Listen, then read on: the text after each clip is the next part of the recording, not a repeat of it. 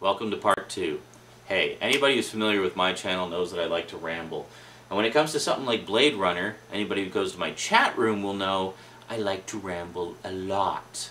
But one of the things I'm trying to do with this particular review is talk about some things that I've never really talked about before, such as memorabilia, of which there is sadly very little, especially given how highly regarded the film is now in retrospect, despite the fact it didn't do very well when it first came out.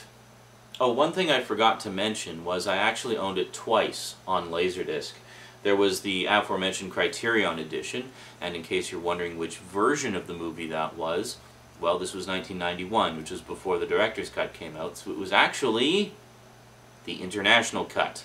The international cut was actually the home video version for most of the world for a very, very long time, and for a very, very long time it was the only version of the movie I had ever seen.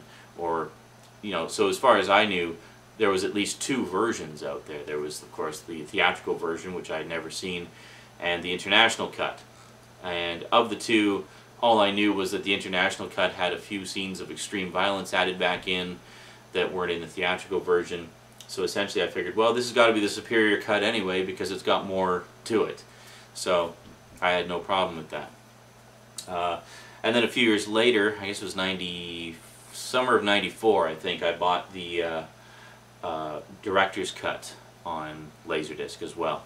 And that was the first time I had seen the director's cut. Even though it was released theatrically, I didn't get out to see it.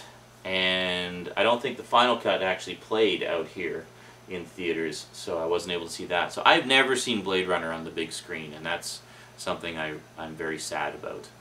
And all the more reason I want to get a big projector for watching high-def stuff, so that I can at least watch the Blu-ray up on a big projection screen in the comfort of my own home. So this is turning into a very personal, reflective kind of video about Blade Runner. I still haven't really talked about the movie very much, have I? Well, what's my take on the movie? It's awesome! Oh my god, it rocks! The end! Well, thanks for having me on the Cigarette Burn. No, just kidding. Now, there's a few things I want to talk about. Like, I didn't really want to get into the plot at all, because I figure, how many reviews have there been over the past couple weeks where all of you have already talked about the plots ad nauseum by now, I'm sure. I should mention, I have not, at this point that I'm recording this, I've not actually watched any of the reviews of the other TheCigaretteBurns, whatever you call yourselves. The other C beers, well, the rest of you guys. I haven't watched any of your reviews yet because I wanted to go in clean, have my own take on it, keep it fresh and untainted, and I didn't want to be accidentally... I mean, I may be echoing some of your points at some point, but it's honestly having the same opinion and not just copying what you're saying. So I wanted to make sure I was going in fresh. This is going to be epically long.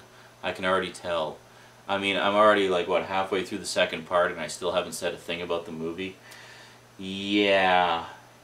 I don't care. I'm just going to enjoy this and just kind of bask in my love of Blade Runner, and you can bask with me. Let us bask. Let us bask in the glory of Blade Runner.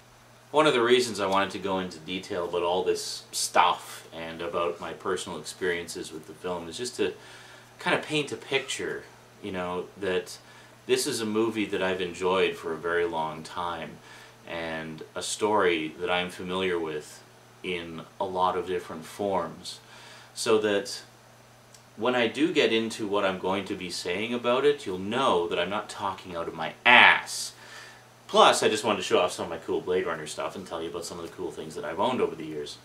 I guess to complete the picture, the very first time I ever saw Blade Runner was on good old full-screen VHS. Yeah. And again, it was the international cut. I forget how old I was. It must have been around 1985 or thereabouts, or 86 that I first saw it. So I would have been 14 at the earliest. And I remember the first time I saw it, I thought the visuals were really impressive and I thought it was okay, but I actually found it kind of boring. And it wasn't until later in talking to people about it and such, and talking to some of my friends about it.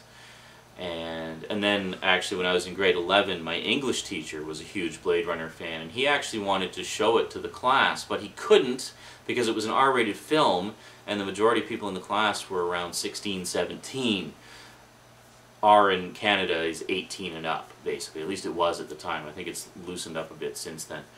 But, so I kept hearing all these things about Blade Runner, and I had seen it, and I thought, you know, I thought it was okay, but I didn't really think much of it. So, I guess just these collective things that I was bombarded with over the years prompted me to want to check it out again and reevaluate it in my older, wiser years. So, when I got my Laserdisc player, I was 19, and first thing I bought was Blade Runner, because I was just so curious to see what I hadn't seen before.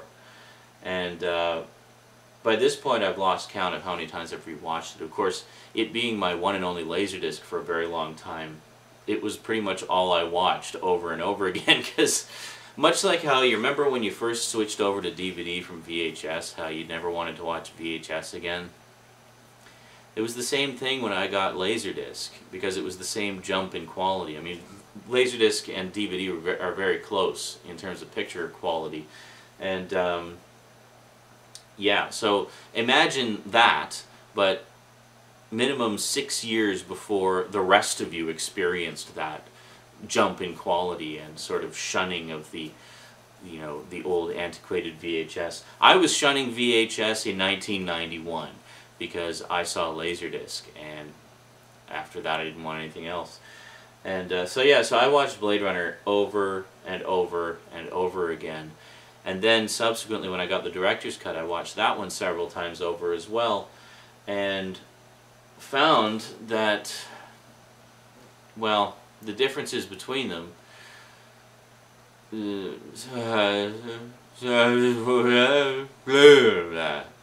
think my train of thought just derailed. So why don't we continue this in part 3, and we'll talk a little bit about the differences between the two versions, namely the, well, and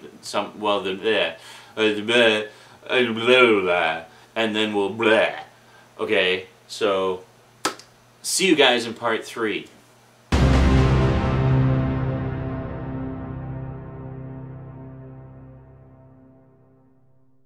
Oh, one thing I forgot to mention, I actually owned it twice on Laserdisc. I did have the Criterion edition, which, in case you're curious...